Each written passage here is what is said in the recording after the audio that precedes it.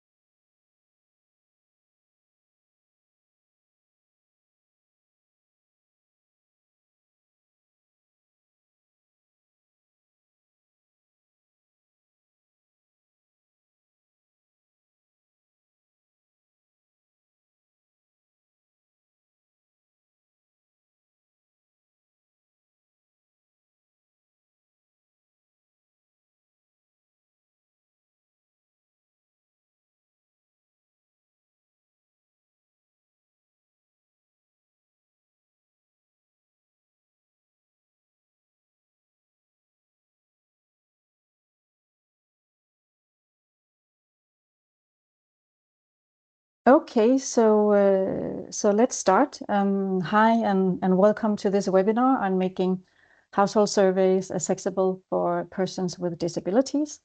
I'm Charlotte Juel Hansen and work with the United Nations Statistics Division, and I will be facilitating the next 1 hour and 15 minutes. For your information, we are recording the webinar for those who are not able to attend today. And please also remember to mute yourself so not to disturb the presentations. After the presentations, we will have time for a short Q&A session. So please have your questions ready by then. And you can either ask your questions in plenary by raising your hand, or you can use the chat or the Q&A function. So now to our first speaker for the opening remarks, Howie Chen, statistician at the United Nations Statistics Division and responsible for the Secretariat of the Inter-Secretariat Working Group on Household Surveys. So over to you, Howie. Thank you so much, Charlotte. Can you hear me? Yes, perfect. Okay, great. Thank you. Greetings. Hi, thank you. So my name is Howie Chen. I work at UNSD. I'm the coordinator for the Intersecretary Working Group on Household Surveys. So just to give you, the webinar is a joint effort of the Intersecretary Working Group on Household Surveys and Data for Now initiative. The Intersector Working Group is a group that consists of 12 international organizations and 10 member states to advance survey methodologies, to have better coordinated efforts on surveys, and also to make a strong case for the importance of household surveys. And the group was established 2015. And in the past few years, we have done quite a few work. The first thing is the positioning household survey for the next decade that the group has jointly prepared, really to see where the household survey is going moving forward in the next 10 years, given all the challenges we faced during COVID. And so we, in that paper, have identified 8 technical priorities, and making data more inclusive is it's actually number 2 of the priorities that we're aiming for. At the same time, we're about to wrap up a revision of the UN Handbook on Household Surveys, which is an update, newly updates of the 1984 UN Handbook on Household Surveys.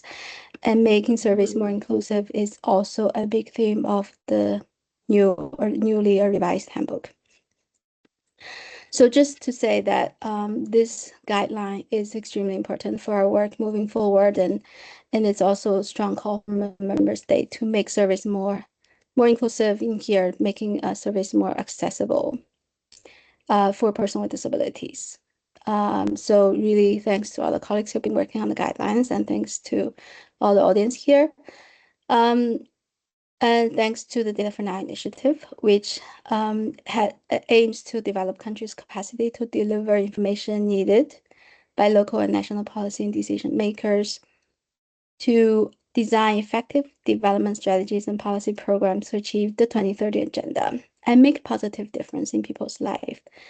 It supports a lot of member states in the national through of their national statistical systems to leverage innovative sources, technologies, making better tools. And this is one of the efforts, making surveys more accessible.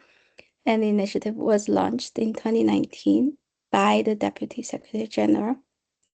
And it is led by UN Statistics Division, UNDP, the World Bank Global Partnership for Sustainable Development Data, and SDSN. I don't remember how to spell it out. Huge thanks to our colleagues, and thank you, Farrell, for leading this effort. Thank you, Charlotte, and of course, Todd, and the lead author, and all the communities of persons with disabilities behind this effort. Really appreciate your support. Thanks again. Thank you so much, Howie. So our next presenter is Todd, who is a consultant and, as Howie just mentioned, our lead author on the draft guide. And he will provide us with an introduction to the guide. So over to you, Todd. Hello, can everyone hear me? Yep. I also have a little dog here, so you might hear him during this as well, just to warn everybody. So hi, and thanks for coming, everyone. Thank you, Howie. Thank you, Charlotte, and thanks everyone who's involved and everyone who's attending. I will do this through a presentation that I will share my screen for. Okay. Okay. Everyone see okay? Yep, perfect. Okay, great. So, making household surveys accessible, let's talk about this guide. So first, who am I?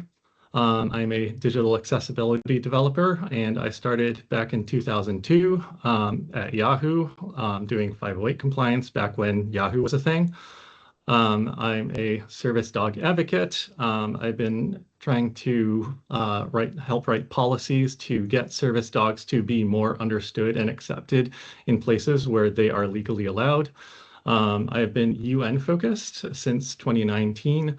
On the right, this picture here, you can see this is a screenshot from the UN's intranet for how to make accessible websites, which I wrote and developed back in 2020. I've been UN data focused since 2023, and I'm also a person with disabilities. I have a few invisible disabilities like autism and fibromyalgia. Invisible if you don't count how much I complain. So that's enough about me and about the guidelines. They are meant to help countries make their household surveys more inclusive and representative. They cover every stage from the conception of your survey planning to data collection. And these guidelines were shaped very much by persons with disabilities around the world who contributed. That really started to take shape the more people that we started to include in giving comments and giving commentary on these. So, overview of the guidelines. What are they? They're a big part of the guidelines are the principles and approach to each step.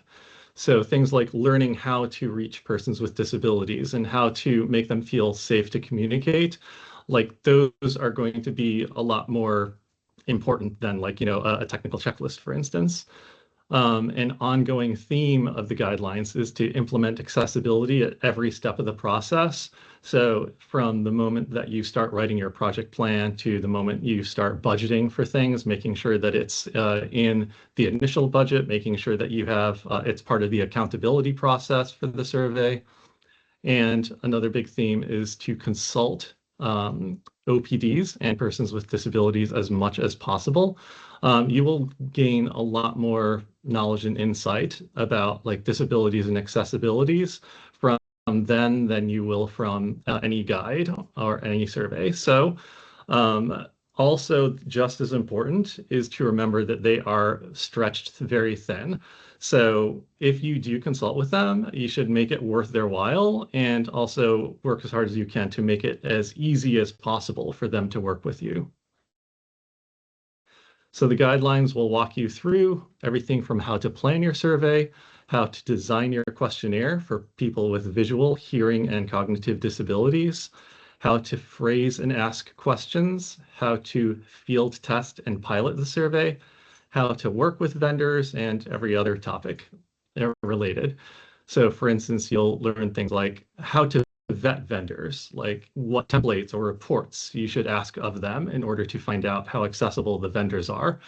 And you'll learn things like you can't just ask for, okay, let's put this in Braille, but there's different types of Braille for each language, and you have to figure out like which type of Braille people might be able to read in the region that you want to survey.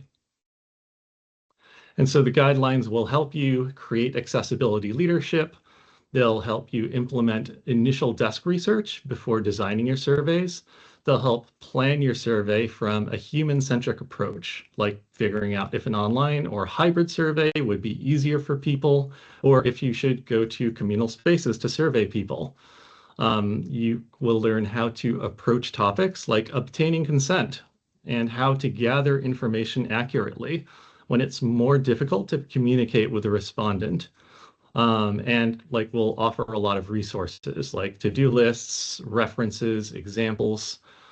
So for instance, like with leadership, it'll lead you how to create governance for accessibility and making an accessibility statement that will help guide you.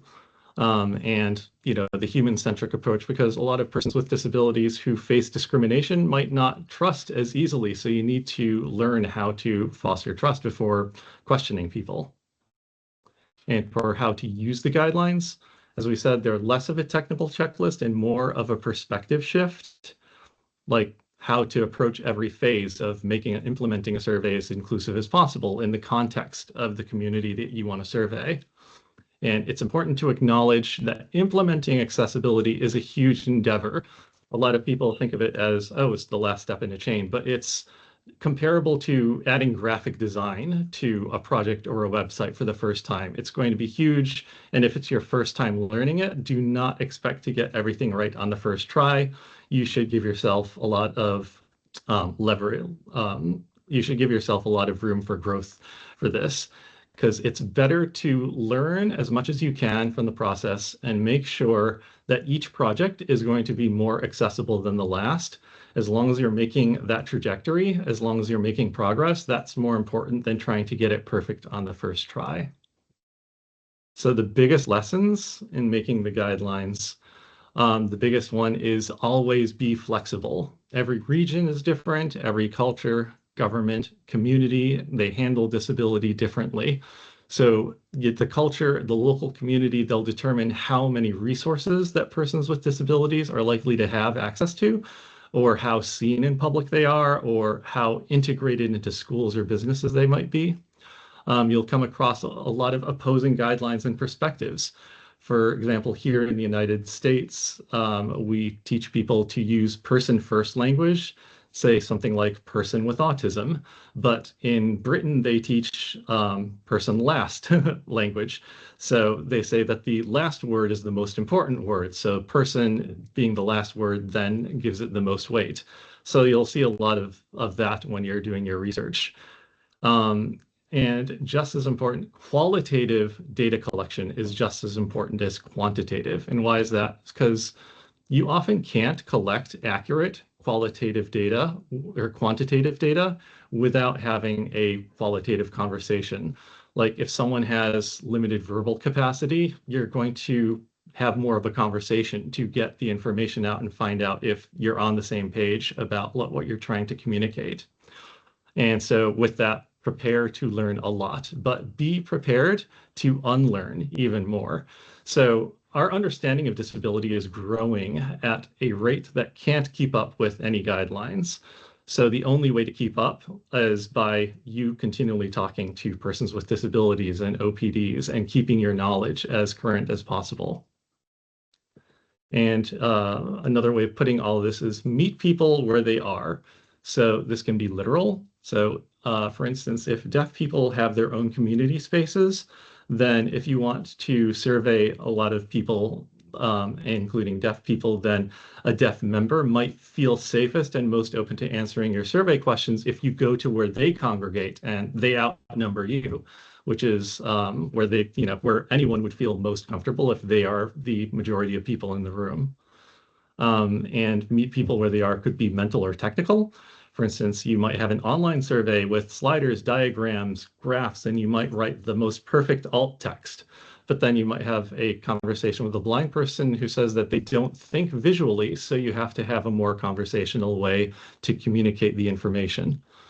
And meeting people where they are can be verbal. You might need to follow survey respondents' answers with, so did you mean, to make sure that you have the right answer. So for instance, if you talk to someone with autism who has had disability aids since childhood growing up, they might count them as family members if you're getting the number of family members in the home and say like, oh, I have 5 people in my family home.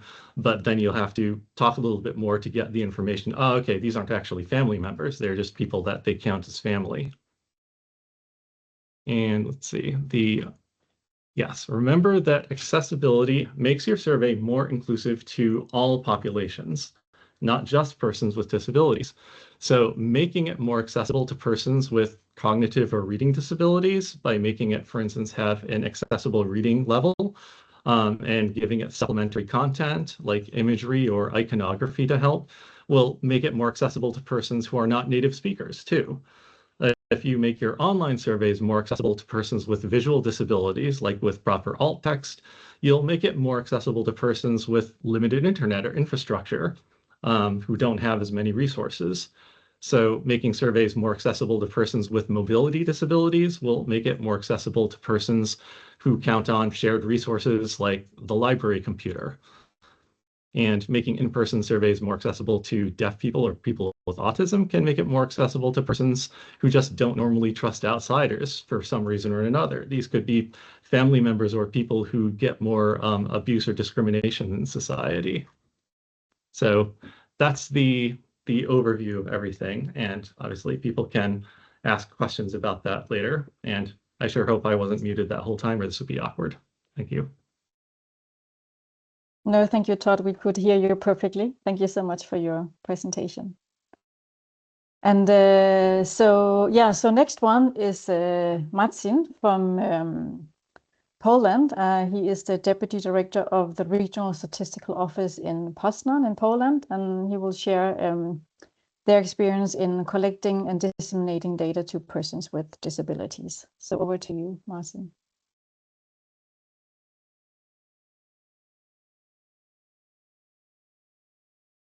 Okay, good morning or good afternoon. It depends on where you are. I will open my presentation, so I need a few seconds. Just give me a second and please confirm whether you see my presentation right now. Of course, I have to share the screen.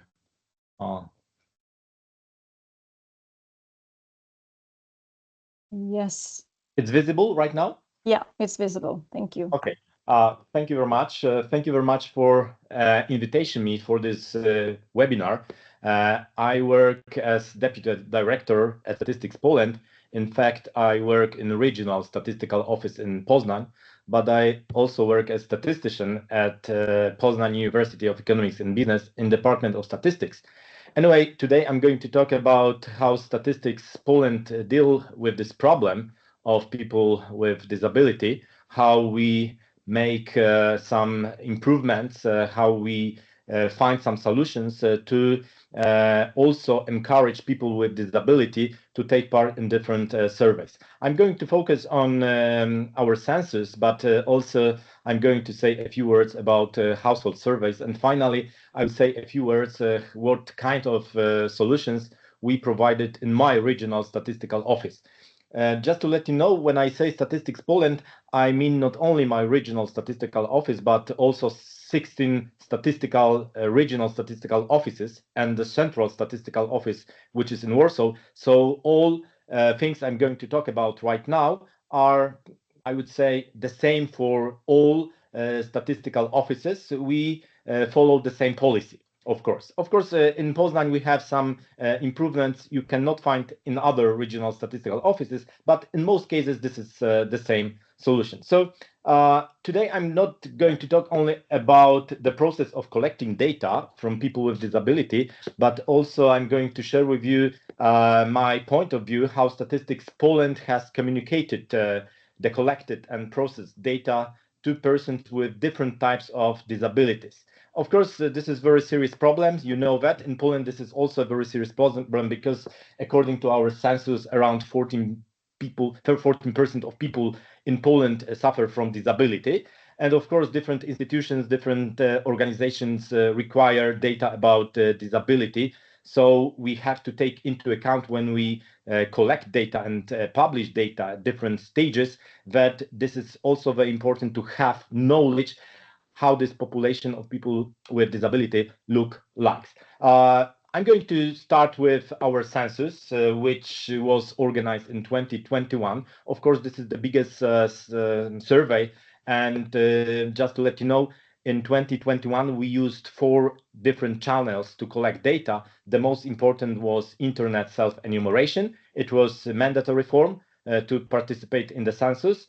And of course, it was possible to use computer, tablet, smartphone, any electronic device to fulfill the specific application, which was placed on the website.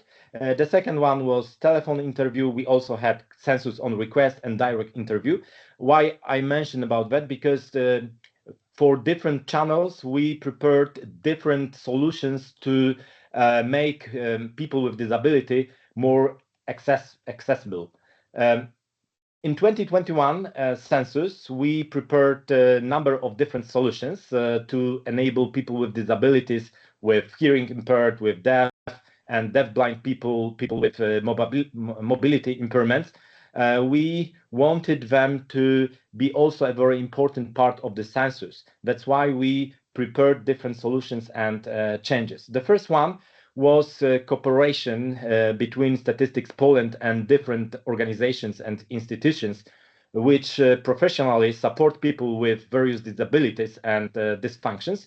For instance, thanks to this cooperation, we were able to hire assistants who could, instead of the person with disability, to fill the census forms. The second very important step we made during the census was to create a specific website and web-based form application, which was devoted to people with different types of disabilities.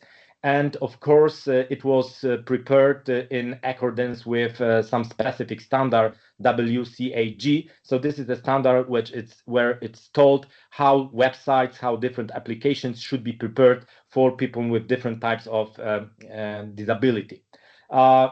We also, for the purpose of collecting data in our census 2021, involved so-called sign enumerators. So we had a kind of agreement with people who knew sign language and who had sign language skills. And all the time when it was necessary to support person with disability who, let's say, couldn't hear anything, with a sign language skill. So it was very important and it was very useful for such persons.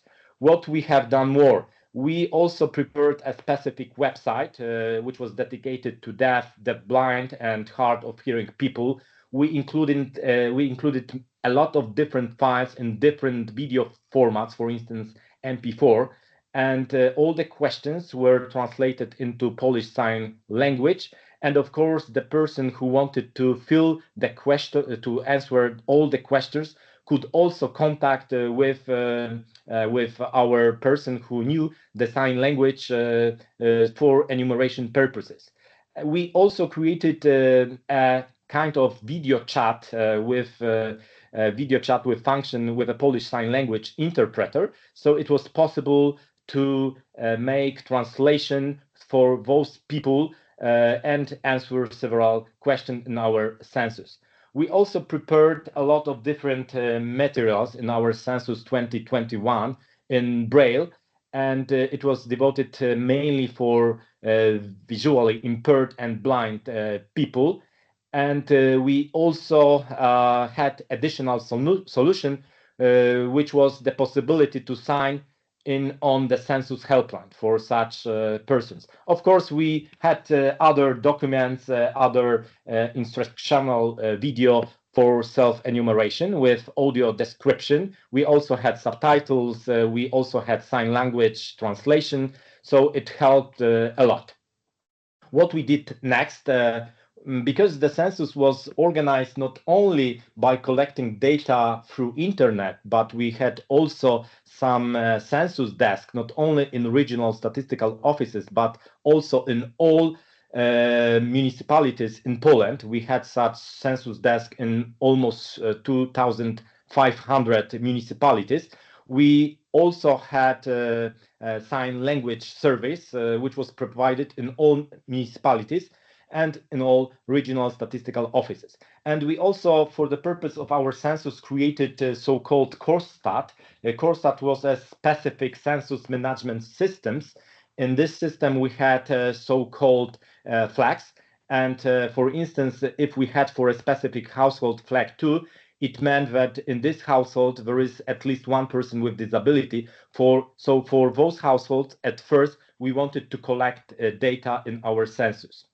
What about household survey? Of course, we also in our household surveys, including household budget survey, including QSILK, IT, and so on, use the same approaches. Anyway, in all household surveys, we developed specific solutions. At first, I would like to mention about some guidelines we prepared at Statistics Poland for interviewers regarding serving respondents with special needs. So we took into account while preparing those guidelines also inclusive language, general principles for serving respondents with special needs, but we also took into account communication and behavioral guidelines for respondents with different types of disability. And the goal was obvious. So we wanted to discuss with our interviewers all possible statistical barriers faced by people with disabilities during the contact with interviewers. I would like to mention also about our household, because in most cases in our surveys, data are collected in the form of face-to-face interviews. So it means that the interviewer conducts the interview with the respondent at home or using telephone. Anyway, for instance, household budget surveys, respondents also have the option to collect receipts, which the interviewer later records in a specific application. This is especially important for people with different dysfunctions, because we do not have to make interview with such a person. We just collect instead of just asking receipts, and interviewer is responsible for filling the questionnaire on behalf of such person. Of course, we also have in some cases paper questionnaires which are prepared for different persons with different types of disabilities, adapted to people with disabilities. For instance, we use different font size, simple text, and so on. What I would like to say right now is, in general, what we are doing at Statistics Poland in terms of actions in the area of information and communication accessibility. At first, this is what we are doing all the time. All information about Statistics Poland, about all documents, about all activities, about different conferences, and so on, are prepared in easy to read text. Next, we use plain language principle in communication. So we try our language, our messages should be as easy as possible for different groups of people, including, of course, people with disabilities. We also have in all regional statistical offices tactile maps showing where we have a room which can be used by people with disabilities, because sometimes we also encourage people, especially in the census, to come out to our office if it's possible, and to let them know that it's possible to have interview in our office. So we have a specific room where we have, of course, different solutions. For example, magnifying glass for reading. We also have portable audio induction loops. It helps a lot to people who are partially deaf or have implants who cannot hear, like we hear, for instance. And of course, we do a lot of trainings to employees how to use this portable audio induction loop. What we are doing next, of course, this is mandatory in all regional statistical offices, but to be honest, not only in statistical offices, but also in other public buildings. So it must be elevator for people with disabilities. We also try to adapt restrooms on the ground floor for people with disabilities. We mark internal stairs, for instance, with contrasting tape. We also have in all buildings of Statistics Poland stair platform lift with the button to call for assistance. And we have, of course, a special place to park the car, painted with blue, with information that this place is only devoted to people with disabilities who came to us with the car. What we are doing next, when we communicate our data to people with disability, we are trying to use alternative text to graphics, because this is very important, mainly for people who suffer from intellectual disability. Not everybody understands our graphics. That's why we add alternative text to let people what the picture is about. The next thing, which is very important, we have an access for everybody to the digitally accessible files. We also have a lot of materials on YouTube. I will give you a link a little bit later, so you can just click and you will see what kind of materials we share. And we add all the time subtitles. Of course, we also train our employees in created accessible documents. And what is also very important, almost all websites are scalable and responsive, equipped with a kind of mechanism that facilitate content browsing for visually impaired people. For instance, we just use font size adjustment, contrast change, and so on. This is very important for people who suffer from, let's say, partially blindness. We also have different activities which promote what we are doing at Statistics Poland, and those materials are mainly devoted to people with disability. For instance, on Facebook and on X, we post a lot of different materials, information about survey research. This is written in Polish, but here is information. This lady says that if you need any kind of support, you can ask us, and we will try to arrange for you a sign language interpreter for you. And from time to time, it's very important because sometimes people with disability even do not know that there is such a possibility. And thanks to our posts, thanks to our information in different social media, it's possible to also be the part of interview thanks to sign language interpreter. Here we have information about our YouTube channels. For instance, we prepared several very short movies how people with disability can use the whole infrastructure we prepared at Statistics Poland. So we have information about how to use this platform for people who can come to our office with wheelchairs. We have information about parking place, information about this loop I mentioned, and so on and so on. Here is the link, so if you want, you can have a look how this movie was prepared. And other activities, as Statistics Poland, we prepared many spots promoting our survey conducted by Statistics. Of course, we promote our surveys to everybody, but we also take into account special needs of people with different disability. That's why all spots, all materials we prepare are fully accessible in different formats for reading, for listening, and of course with translation into Polish Sign Language. As employees of Statistics Poland, we also have a kind of cooperation with different institutions and different organizations. For instance, we take part in trainings conducted by the Office of Prime Minister. Last time we took part in barrier-free procedure project, where we knew a lot how to organize the whole infrastructure, the whole survey process, taking into account people with special needs. And of course, this is also very important because this is our last activity. We also ensure access to all building at Statistics Poland for a person with an assistant dog. For instance, last time we had a training for employees with a member from the Labrador Foundation. It's also very important because it happened, I think, once that somebody came with a dog and we knew how to treat this person. And finally, this is the last slide. I would like to tell you that, of course, we also take into account some needs which are by the law. And for instance, 1 year ago, we bought a lot of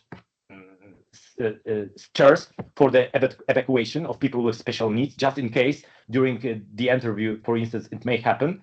And of course, we also train our employees how to use those chairs. And this is just a golden rule in the whole administration in Poland, not only at Statistics Poland. As Statistics Poland, we have to be the office of equal opportunities. So at my regional statistical office, but not only, in different regional statistical offices, the employment rate of people with disabilities should be at least 6%. And finally, this is what I said, we do a lot of trainings of creating different documents, which are very useful for people with disability. Thank you very much. That's all from me. Great. Thank you so much, Marcin. It was a very interesting presentation. We will now move on to John, who is a program officer at the United Disabled Persons of Kenya, to share their experience with engaging with government agencies and household surveys, as well as promoting the use of data generated by organizations of persons with disabilities for official statistics. So John, over to you. And first I will share your presentation.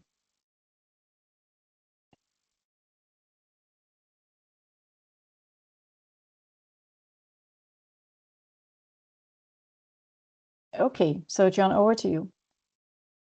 Yeah, thank you, Charlotte. Thank you, colleagues, for joining the call. Name is John Mboa with the United Disabled Persons of Kenya, which is the national umbrella organization of organizations with disabilities in the country, working in the programs specifically on policy, data, and also research. In the next few minutes, I want to just share with you a little bit on the experience of UDPK and also organizations of persons with the disability with regard to the household survey and also inclusive data. The idea is to demonstrate in a way how we are shifting from organizations of persons with the disabilities being just mere responders to surveys or data to key players in saving the data value chain. We can go to the next slide. And maybe perhaps it's also to talk a little bit on the evolving role of organizations of persons with the disabilities, moving from responders to key players in the data value chain. I could talk about 2-3 reasons as to why we need to have organizations of persons with the disability central in shaping the household survey. One reason would be that organizations of persons with the disabilities, they have the technical capacity. And this technical capacity will come in hand when they are offering advice, or they're involved in the process to offer advice on issues to do with accessibility, or when they are reviewing the data collection tools to ensure that they align with the principles of disability inclusion. So their technical capacity is very key and need to be harnessed in the process of household survey. The second reason would be that the organization of persons with disability and persons with disability, they also bring lived experience into the official statistics. And if they are not really involved fully in this process, those lived experiences may fall through the cracks, and the official statistics may not fully reflect the full experience of the population that is trying to collect data from. The third reason I would say it's around accountability, involvement of organizational persons with the disability in the process ensures or enhances governance and accountability of inclusive data. Having said that, allow me to share the experience of organizations of persons with disabilities in Kenya, just a few highlights, and their involvement in the data value chain. The first thing I would like to mention is that because Kenya, we have national government and also what we call the county government, and a lot of organizations of persons with disability, they are at the grassroots level in the county government. What we have seen is that we have seen collaborations between organizations of persons with disability at the grassroots level with their regional or county government when it comes to data collection. And some of these collaborations has been done through the body that is mandated to collect official statistics, which is Kenya National Bureau of Statistics. So the collaborations between the local OPDs and the county government and KNBS has been one of the key things we have been seeing around when the county governments are engaging in the process of data collection. These local OPDs definitely they advise on the county government on issues to do with accessibility and also issues to do with the research questions and the research tools to make sure that they are disability aligned. So this is one of the key things I think I should share. On the second thing, I think is important to mention in terms of how OPDs and UDPK has partnered with the government is that the Kenya National Bureau of Statistics, they have formed the technical working group on data, and they have incorporated organizations of persons with disability that will represent them in the technical working group. And one of the things that we have been trying to do, or we do through them, is try to review the research questions and also review the data collection tools to ensure that they are inclusive of persons with disabilities. So them incorporating us in their processes has been one of the good practices that I think I should mention. And this was really brought to the fore when Kenya was doing its census in 2019. They involved us as organizational persons with disabilities and also UDPK in the process. And in the process, we were able to influence the inclusion of usage of Washington group set of questions in the national census. And that was a key thing. And since then, we have been working together with them in some of the key areas, in some of the key data collection areas that they've been trying to do. Of course, this has been or is ongoing work through the technical working group. Another thing I would like just to mention as a way of OPD shaping the household survey or inclusive data is their inclusion in the training of enumerators.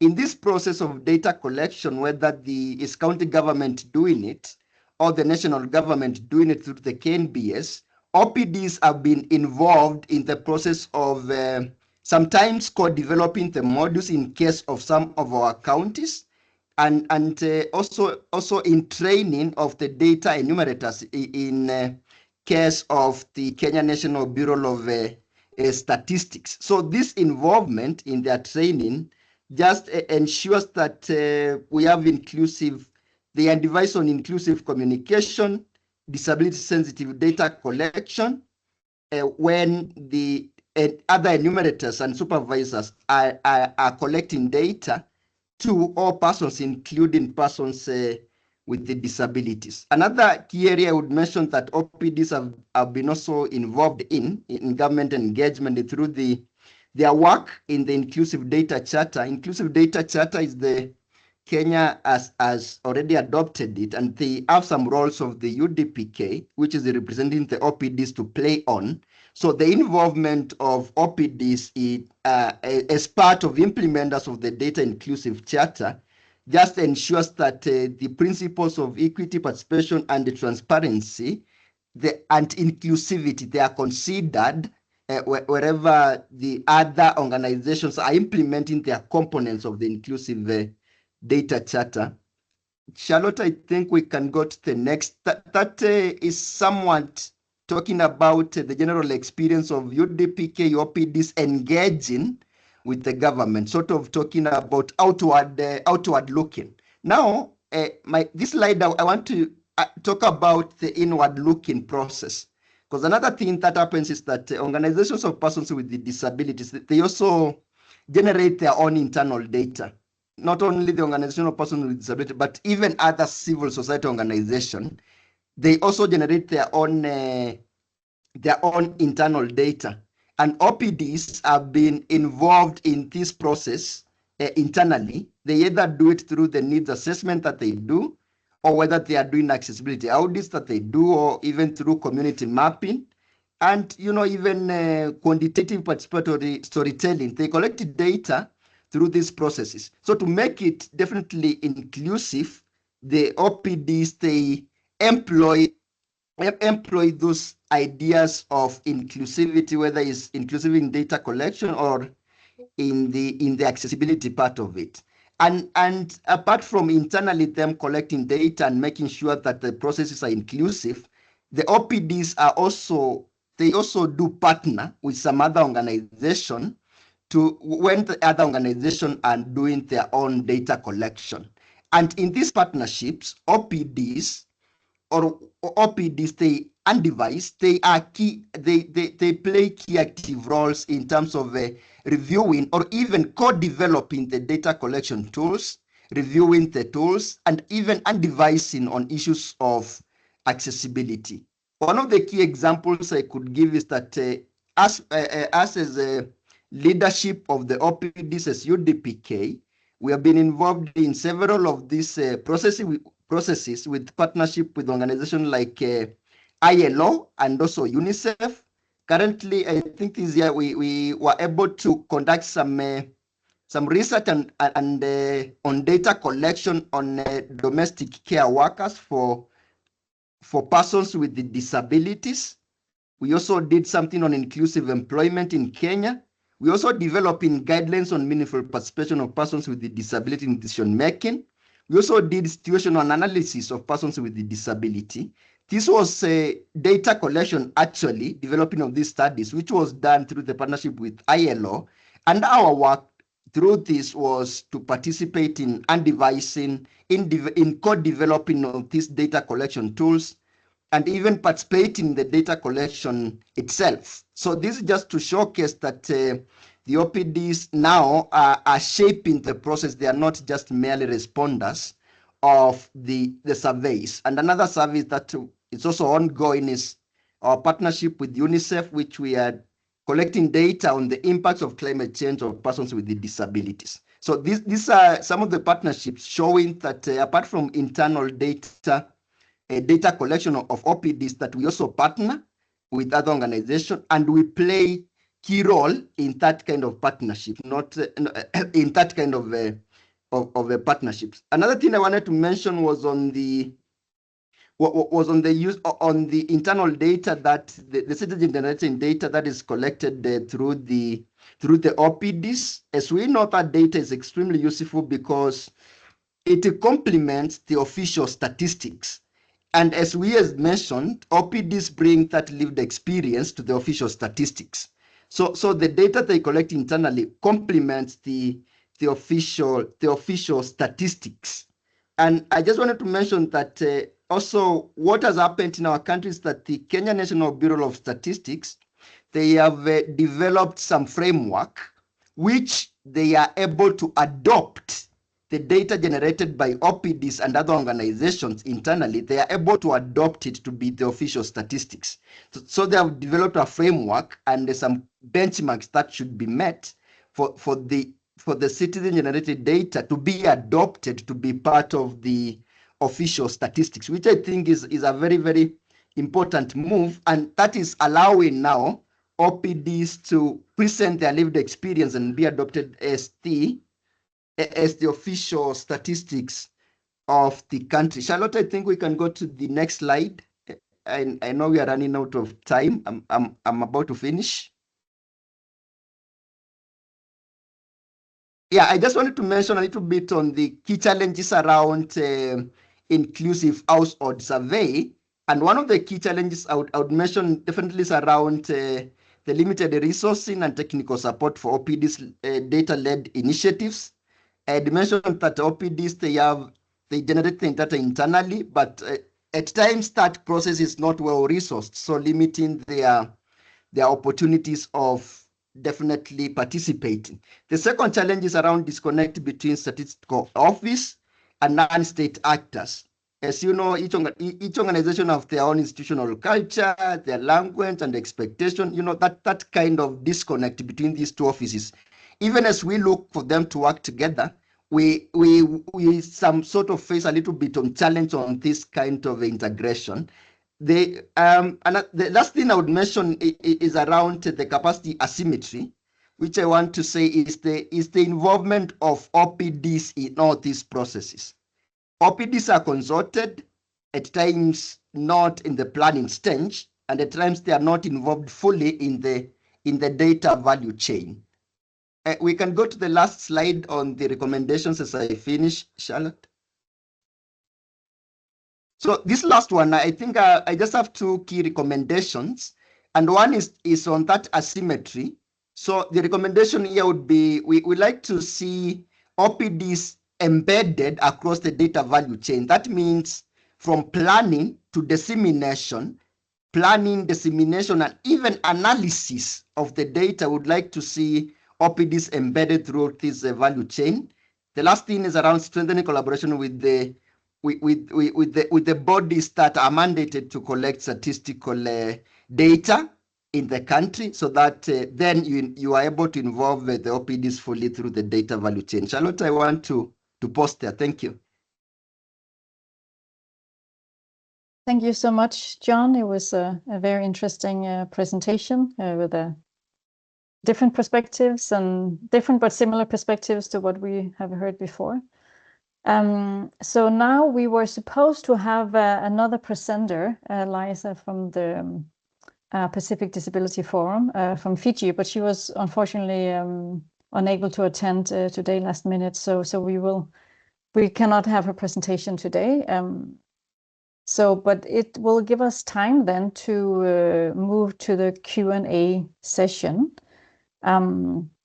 So you can please raise your hand if you have a question for the presenters, and then we will pass you the word.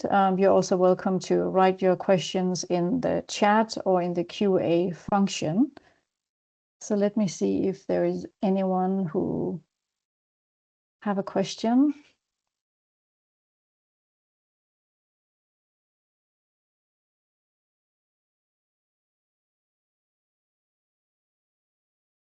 Do we have any questions in the chat? No. There was a question before. I think there was a raised hand early on. I don't know if that question is still relevant.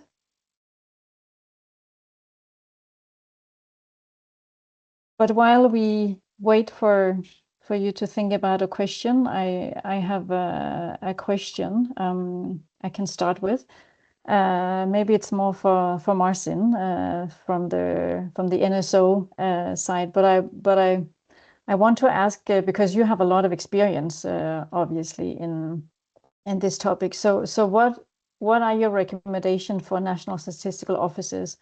We're kind of just getting started to explore how to make their household surveys more accessible for persons with disabilities. Just on the top of your on the top of your head. Okay, thank you very much for this question. So to be honest, I had one more question about evacuation in disasters. Maybe I will answer this question later on. Right now, I will try to focus on your question about all possible recommendations regarding household surveys. So the most important recommendation is that we should be very flexible. We have to take into account that while we make interview, yes, we may have different situations. We may have interview with people who suffer from different types of disabilities. And of course, our interviewers should be prepared as much as possible. So my main recommendation is that we should be human being. Yes, we should know that people who suffer a lot from different disabilities may not understand our questions, may not hear what we are talking about, and all interviewers should take it into account. What we are doing during different household surveys is that we know that in some households, the head of the household, for instance, may have any type of disability. So we are trying in some way to support such persons. For instance, all the time when our interviewer see the person who doesn't understand the question because he, for instance, he suffers from death, for instance, yes, we can do a kind of video chat with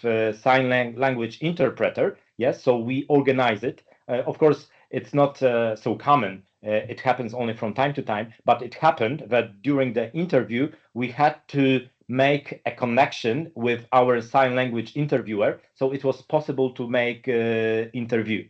What is most important, I think, in terms of disability, I think that a very good recommendation in terms of supporting people with disability would be to collect the information about disability from admin data. Yes, because if we collect information from admin data about disability, then we do not have to ask people in general. Yes, then we do not have ask people with different disabilities.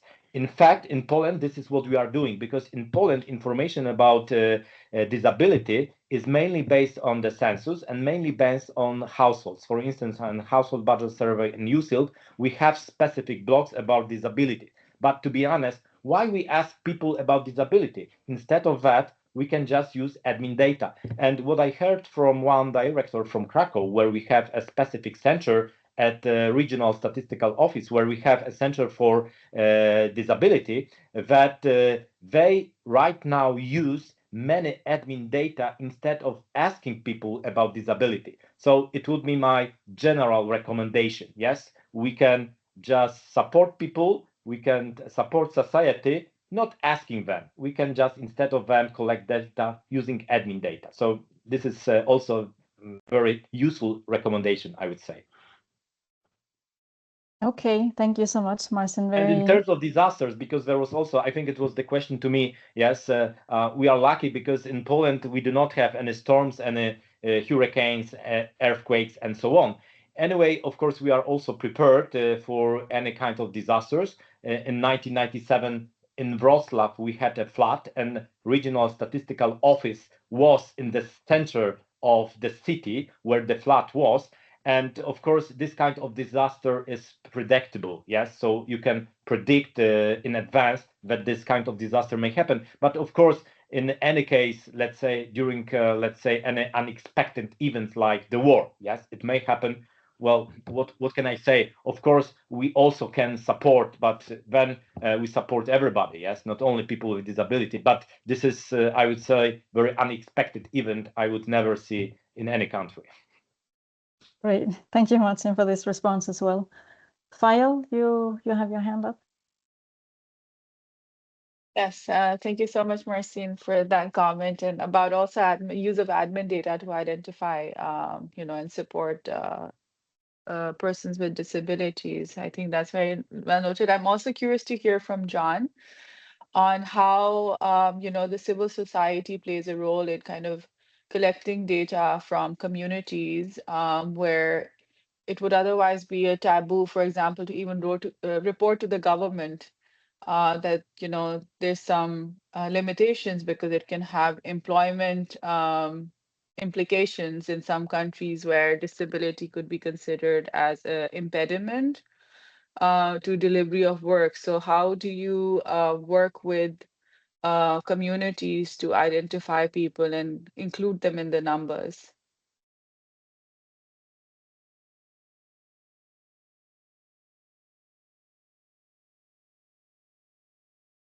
John, you have to unmute yourself if you're speaking.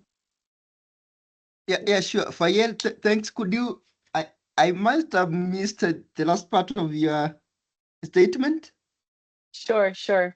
So I'm Yeah. saying that in certain communities or certain countries, there may be a social taboo or impediments to employment if they self-report, certain disabilities. For example, there could be, you know, limitations on employment because there's a taboo. If there's a disability, somebody cannot deliver a certain job. So how do you work with different communities to ensure that, those numbers are captured? For example, if there's a situation where there's a social taboo on reporting on disabilities or self-reporting on disabilities. Yeah, sure.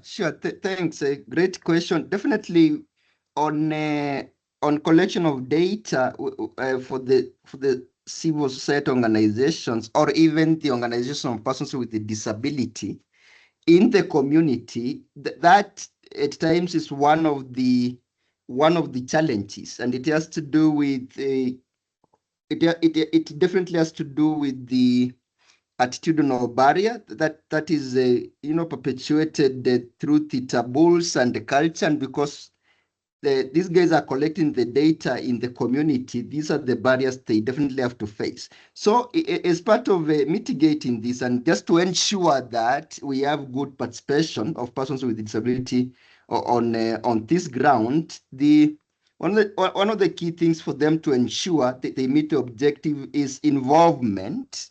It's definitely involvement of the local OPD leaders.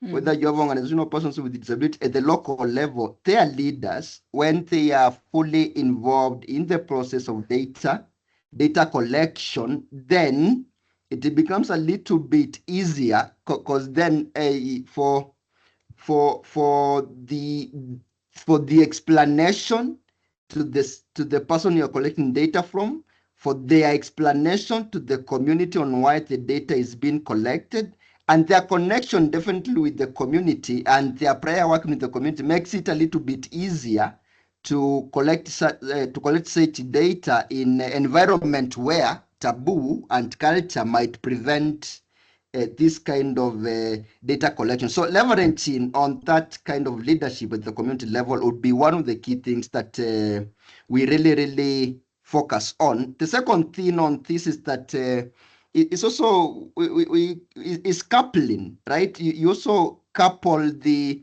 exercise of data collection with the awareness raising on things, right? So that in your planning, when you are planning to do the data collection, you also have some components of awareness raising on issues of disability inclusion and that. So if you are going to a community that maybe a little bit is not exposed to issues of disability and they may, shy away from participating, or they may have barriers, barriers on participating, then you could roll out this maybe component of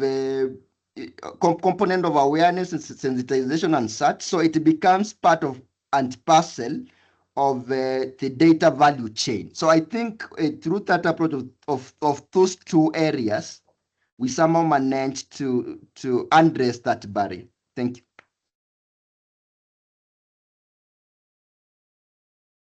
Thank you, John. Thank you. Do we have any other questions in the chat? No, I don't think so. Charlotte, if I may Yep. ask our attendees who would like to share any experience from, from one of their countries they're working in, or maybe we've have colleagues here who've worked on surveys who have some um, insights to share with the group here, that would be welcomed. Yes, that's a very good idea, File. So from our participants, are there anyone who have some experience that you would like to share with the group here?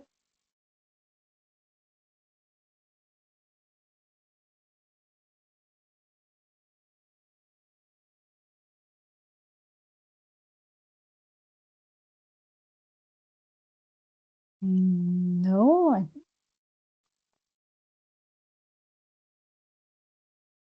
no, I don't think so. Not for the time being, at least. Maybe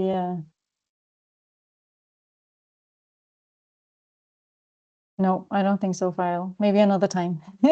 Yeah. So I think then if there are no other questions, I think we can slowly close the webinar.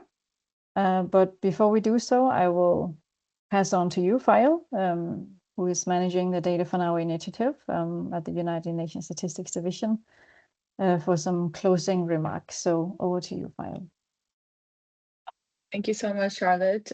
Charlotte, if we could already have the slide up with the feedback mechanism and for our colleagues here. So thank you everybody for joining. As Howie mentioned, we're very grateful for all our colleagues who've contributed already to the development of this guide, which is really important to kind of help countries to incorporate the accessibility elements in household surveys. The guide is available on our website, and I welcome you all to review the guide. You would also see that we have a long list of contributors who have really helped us come this far. But we would really welcome any perspectives from you in order to further, develop this guide that we are planning to launch by the end of this year. And we aim to also report to the Statistical Commission next year. I think one of the important part of this is something that John also mentioned, the importance of involving the OPDs, which has been really something that we have followed through in the development of the guide as well. And I want to mention here our colleague Elizabeth Lockwood, who is one of the attendees who's really, supported us in identifying and reaching out to relevant colleagues also in the community. We are very much welcoming inputs from the national statistics offices who have delivered surveys or conducted surveys with accessibility aspects in mind, both from the perspective of providing your feedback and, we could learn from your experience. And then we also welcome NSOs who have or are planning to conduct surveys in the coming year who want to integrate accessibility into their surveys and whether this guide would be helpful for them. Through that process, we would also welcome feedback if this guide is actually practically useful to you, and if not, what are the parts that are missing that we should consider including to make it more usable for conducting surveys. To close off, I'd welcome anybody if you would like to circulate in your networks, share the link to the document of the guide that Charlotte has has put up on the slide, and then we'll also put it here in the chat. In addition, you'll also find the guide on the event page that I shared in the chat window.